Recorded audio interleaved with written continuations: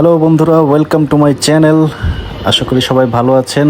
আজকে আমি এবং আমার মা আমরা নারায়ণগঞ্জের রূপগঞ্জ দক্ষিণবাগ গ্রামে ঘুরতে যাব। পুরো জার্নিটার কিছু কিছু অংশ আপনাদেরকে দেখানোর চেষ্টা করব। তো আমরা প্রথমে রিক্সা নিয়ে ধানমন্ডি 27 থেকে বাসে চড়ে চলে এসেছি নীলাচল।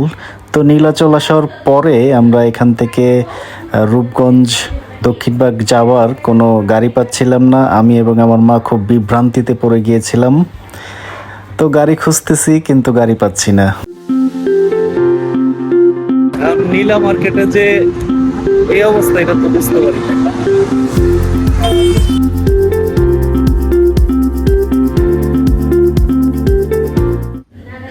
নীলাচলে প্রবেশ করলেই চোখে পড়বে সবুজে ঘেরা বিস্তৃত প্রান্তর, সাজানো বাগান এবং পরিবার বা বন্ধুদের নিয়ে সময় কাটানোর উপযোগী মনোরম পরিবেশ।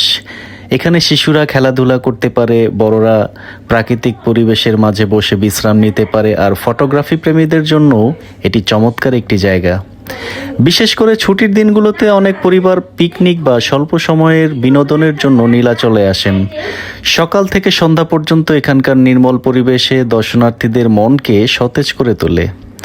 সূর্যাস্তের সময় নীলাচলের দৃশ্য আরও মনোরম হয়ে ওঠে, যা দর্শকদের মনে দীর্ঘস্থায়ী স্মৃতি তৈরি করে। ঢাকা থেকে খুব সহজেই সড়ক পথে রূপগঞ্জ নীলাচলে পৌঁছানো যায়, তাই এটি একদিনের ভ্রমণের জন্য আদর্শ গন্তব্য।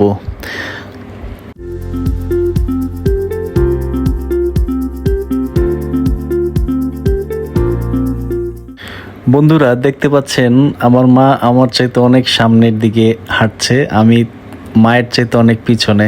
তার মানে বোঝা যাচ্ছে মা আমার চাইতে অনেক স্পিডে হাঁটছে।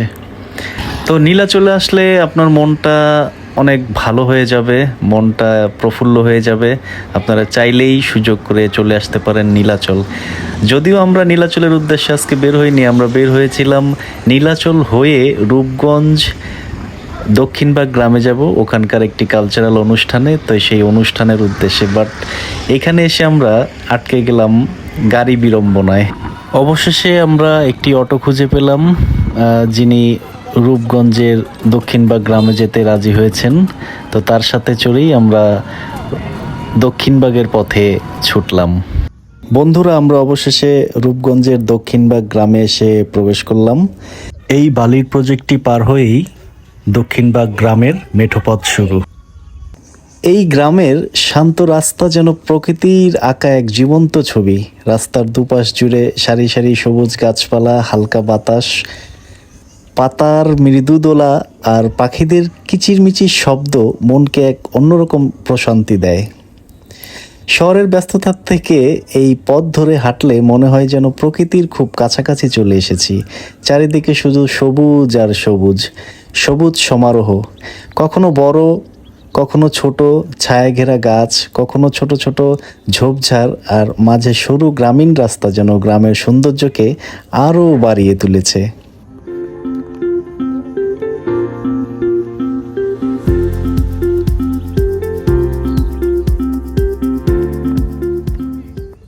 বন্ধুরা, ওই যে কমলা কালার একটি প্যান্ডেল দেখা যাচ্ছে, আমরা ঠিক ওই বাড়িটিতে যাব।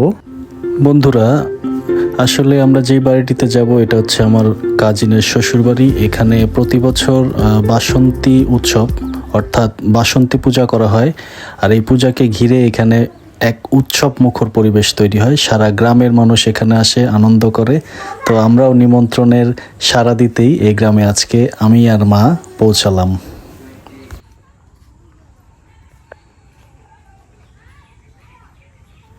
বন্ধুরা, আমরা ফাইনালি এসে পৌঁছে গেলাম এই বাড়িতে।